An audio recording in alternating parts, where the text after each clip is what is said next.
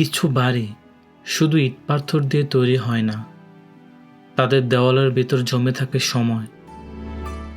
1901 সালে তৈরি এই বাড়িটাও তেমনই এক গল্পের সাক্ষী। বাহিরে তখন মুষলধারে বৃষ্টি, আর আমরা দাঁড়িয়ে আছি এমন এক বাড়ির সামনে যেখানে পুরনো দেওয়াল, খোলা উঠান আর নীরব বারান্দাগুলো আজ যেন অতীতের গল্প বলে।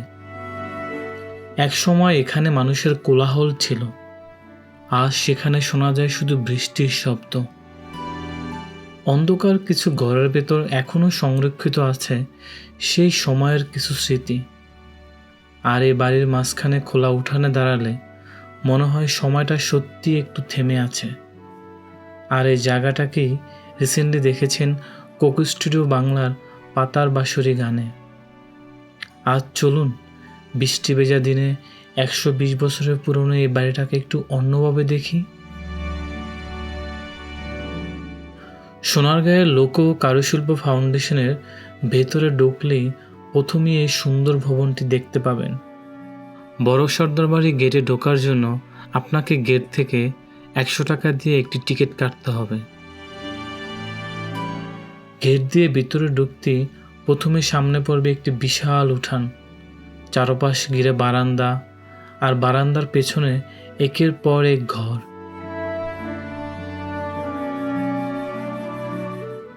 দোতলা এই ভবনের পুরো নকশাটাই এমনভাবে তৈরি যেন বাড়ির প্রতিটি অংশের সঙ্গে এই উঠানগুলোর একটা সম্পর্ক রয়েছে। আর এখান থেকে শুরু হয় বাড়িটাকে একটু অন্যভাবে দেখার গল্প। বড় সর্দার বাড়ির ইতিহাস নিয়ে কিছুটা ভিন্ন তথ্য পাওয়া যায়।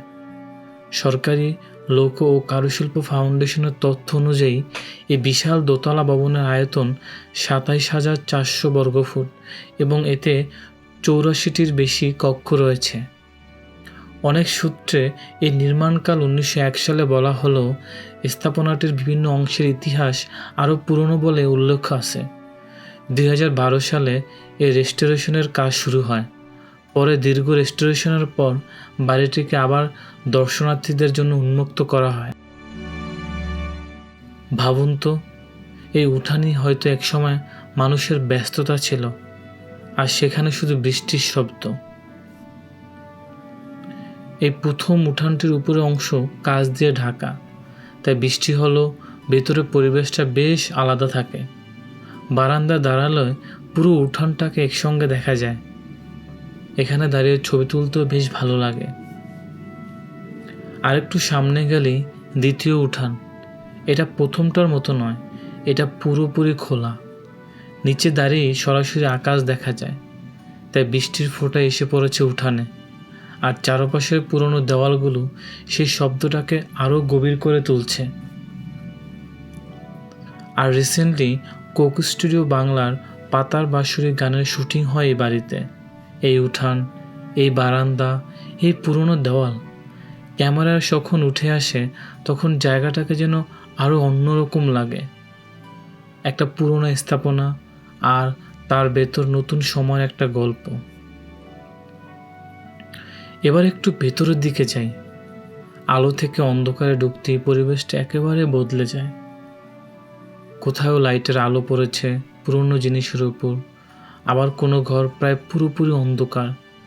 এই ঘরগুলোর ভিতরে সংরক্ষিত রয়েছে পুরনো দিনে বিভিন্ন ব্যবহার্য জিনিস, আর যেগুলোকে আমরা ইতিহাসের অংশ হিসাবে দেখি। একসময় সেগুলোই ছিল মানুষের দৈনন্দিন জীবনের অংশ। সব কিছুর সঙ্গেই জড়িয়ে ছিল কোনো না কোনো মানুষের জীবন। মানুষগুলো নেই, কিন্তু তাদের রেখে যাওয়া জিনিসগুলো এখনও আছে।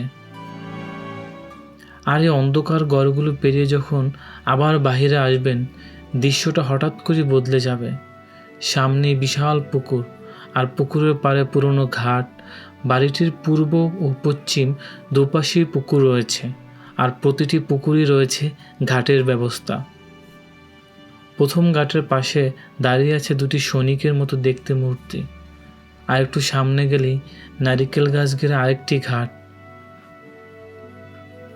আজকের বৃষ্টিটা অবশ্য পুরো জায়গাটাকে অন্যরকম করে দিয়েছে। পুকুরের পানিতে বৃষ্টির ফোঁটা, গাছের পাতায় জমে থাকা পানি, আর চারপাশের সবুজ। মনে হচ্ছিল বাড়িটা শুধু একটি পুরনো স্থাপনা নয়, এর চারপাশে প্রকৃতিও যেন এক গল্পের একটা অংশ।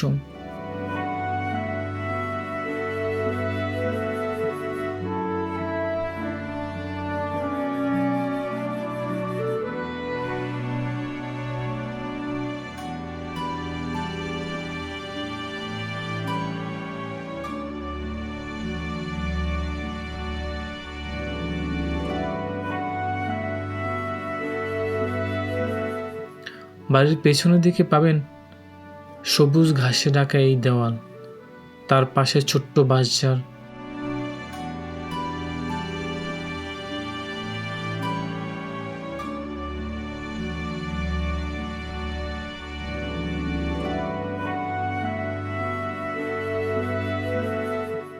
আর এই সবুজটা পার হলে আবার দেখা মিলবে আরেকটি পুকুর। চাইলে এখানে বসে কিছুক্ষণ সময় কাটানো যায়, ছবি তোলা যায়, অথবা কিছু না করে শুধু পানির দিকে তাকিয়ে থাকা যায়। আসলে ভ্রমণের সব জায়গায় কিছু করতে হয় না, কিছু জায়গায় শুধু একটু থামতে হয়। কারণ সারাদিন আমরা কোথাও না কোথায় ছুটছি, কাজের পেছনে, সময়ের পেছনে, ভবিষ্যতের পেছনে। কিন্তু এমন একটা পুরনো বাড়ির উঠানে এসে দাঁড়ালে মনে হয় আমরা যতই ছুটি, সময় কিন্তু তার নিজের গতিতেই চলে। একসময় এখানে মানুষের ব্যস্ততা ছিল, আর সেখানে বৃষ্টির শব্দ। একসময় ঘরগুলোতে মানুষের জীবন চলতো, আর সেখানে ইতিহাস সংরক্ষিত। আর আজ এত বছর পরও বাড়িটা দাঁড়িয়ে আছে নীরবে। হয়তো এটাই একটা পুরনো স্থাপনার সবচেয়ে বড় সৌন্দর্য। মানুষ চলে যায়, সময় বদলে যায়, কিছু গল্প থেকে যায়।